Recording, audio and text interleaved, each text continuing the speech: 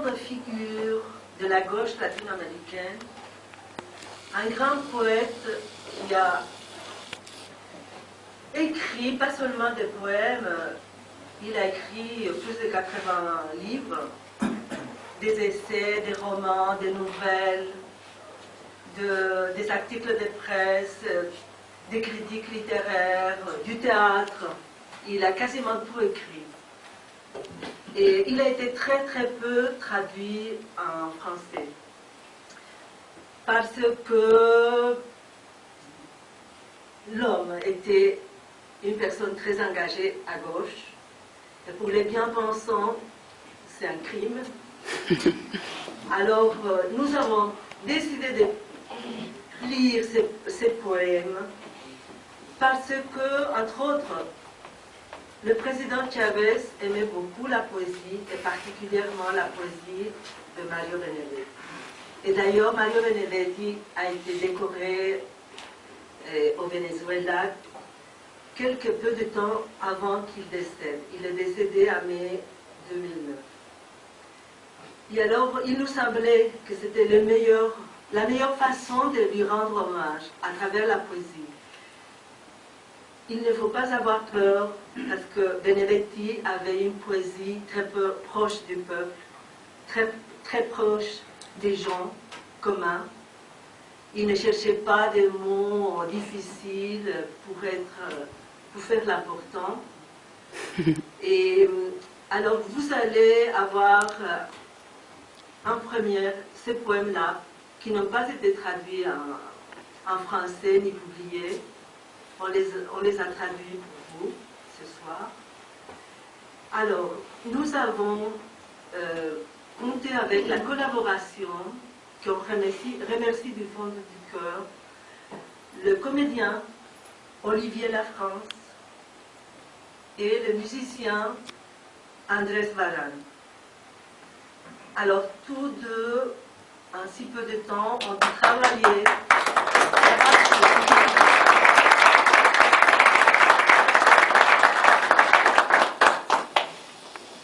Ce n'était pas facile parce qu'on avait très peu de temps. Alors,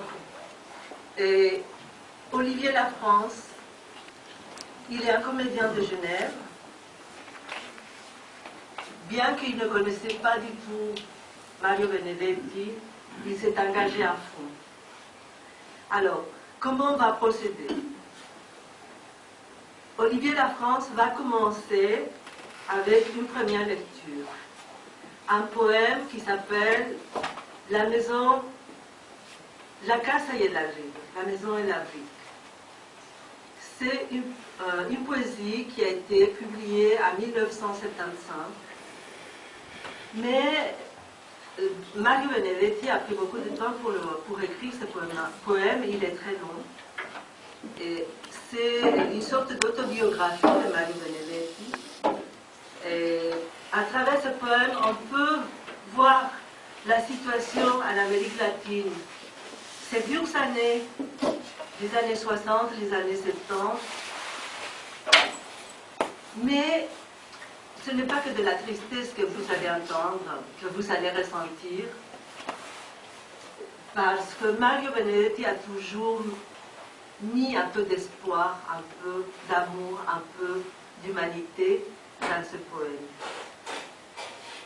Après ces longs poèmes, on aura encore des poèmes plus courts qui sont des années 80, des années 90 jusqu'au début des années 2000.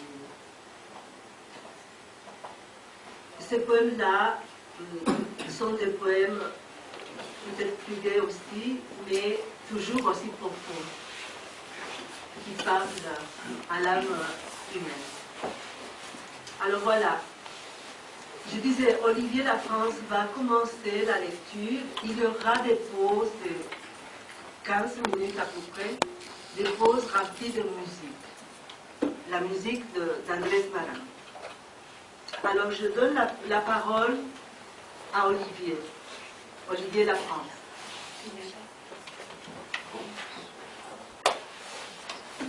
Bonsoir. Bonsoir. Juste avant de commencer, j'aimerais quand même transmettre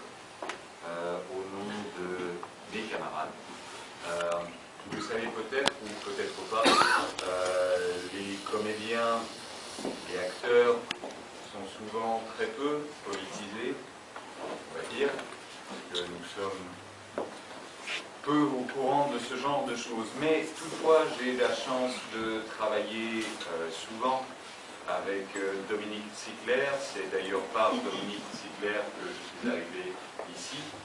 Dominique Ziegler, qui est dramaturge, metteur en scène, auteur, genevois, Dominique Ziegler, le fils de son père, Jean Ziegler, que vous connaissez peut-être plus. J'ai interprété dans une pièce de Dominique Bolivar, notamment.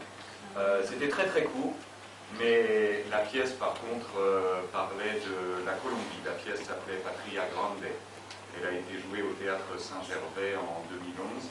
Et Dominique avait voulu inclure dans cette pièce, qui était une satire qui tournait autour du personnage d'Ingrid qui est en cours, il avait voulu, qui seront ramassés beaucoup, il avait voulu inclure le président Chavez, car Dominique a beaucoup d'admiration et d'amour pour Chavez. Dominique et d'autres de mes camarades. Malheureusement, nous n'avons pas pu inclure Chavez dans la pièce, car la pièce était trop longue, et donc il n'y a pas eu malheureusement Chavez. Mais ceci pour vous dire que parmi mes camarades, nous avons été très peinés d'apprendre la nouvelle du décès d'Hugo Chavez. Et ceci est assez particulier, puisque, comme je vous le disais, d'habitude, nous sommes assez peu au fait de ce genre de choses, mais il y a quand même quelques acteurs qui ne sont pas que des clowns. Même si les clowns sont très très bien et que les clowns aussi ont du cœur. Bien, on va passer quand même au texte. Le premier texte que je vais vous lire est donc La maison et la brique. Je vais le diviser en deux parties. Donc il va y avoir une respiration musicale à l'intérieur et ensuite je continuerai sur la fin.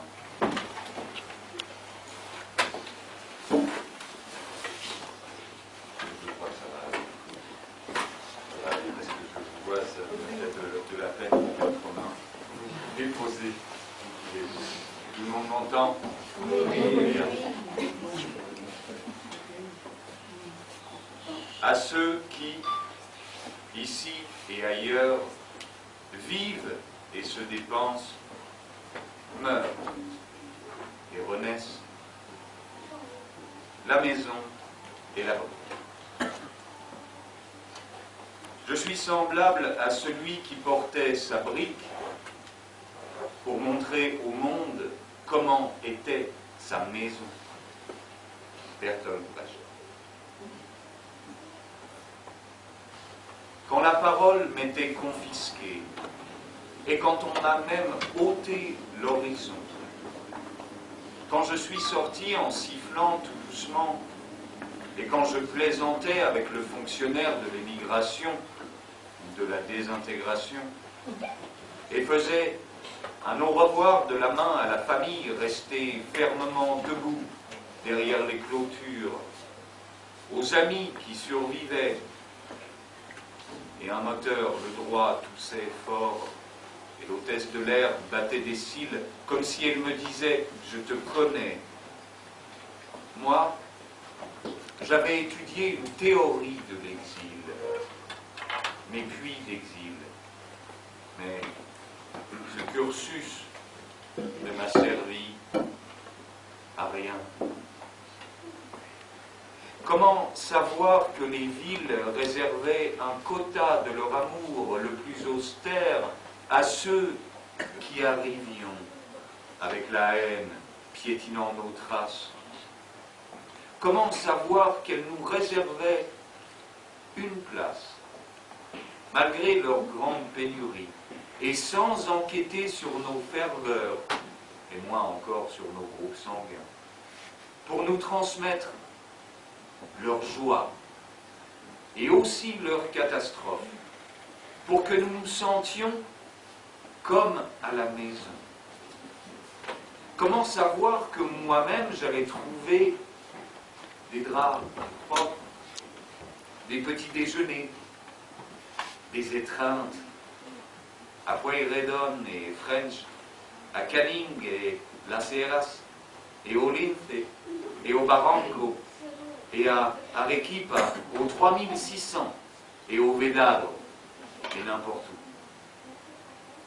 Il y a toujours des rues qui oublient les coups de feu, les silences d'ardoises lunaires, et qui choisissent de nous fêter, de nous recevoir, de nous pleurer avec leurs tendres fenêtres qui comprennent tout, et des oiseaux inattendus parmi les fleurs et la suite, aussi des places avec quelques pains épars qui demandent « Monsieur, comment vont-ils vos acacias, vos peupliers ?» Et nos yeux se remplissent d'images. En réalité, nos arbres souffrent, comme peuvent souffrir les chevaux, les gens, les moineaux, les parapluies, les nuages, dans un pays qui n'a plus d'illusions. C'est incroyable, mais je ne suis pas seul. Souvent, je retrouve des mains et des voix, où je rencontre une fille pour aller sous la pluie et pouvoir apprendre de sa rugueuse beauté, elle qui ne sait pas encore que la douleur est aussi un illustre nom de famille. Avec celui-ci ou avec celle-là, nous nous regardons de loin et nous nous reconnaissons par le rictus paternel ou la blessure maternelle dans le miroir. Les pleurs ou le rire, comme des noms de guerre, puisque les pleurs ou le rire profond et senti sont à peine des blasons de couverture. Nous sommes désarmés comme dans un rêve incertain, mais nos hôtes nous remontent à la hâte. Ils nous veulent comme des alliés et non pas comme des reliques, même si parfois ils nous demandent la défaite en petits morceaux pour ne pas la revivre.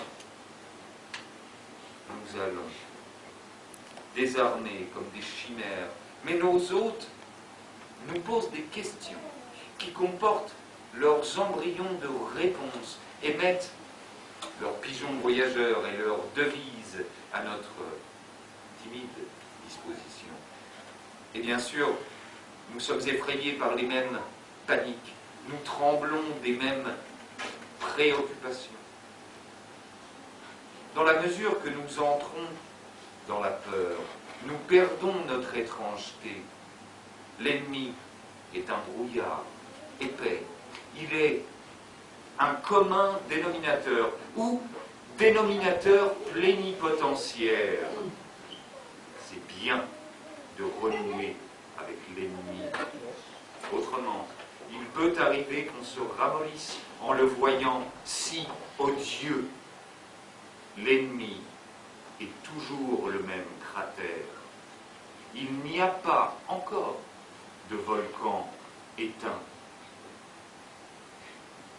Quand nous nous cachons pour arroser le pot de trèfle charnu, nous huilons des charnières philosophiques, nous cadenassons nos ex-domiciles et rassemblons nos militances veuves et désobéissons aux météorologues.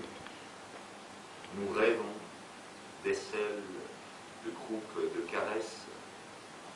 Nous nous réveillons en sentant la naphtaline.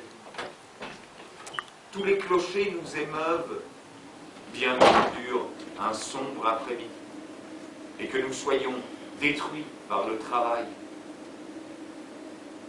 Le souvenir de la mer, quand il n'y a pas de mer. L'insolence et le sang nous bouleversent. Et quand la mer est d'un vert impitoyable, la vague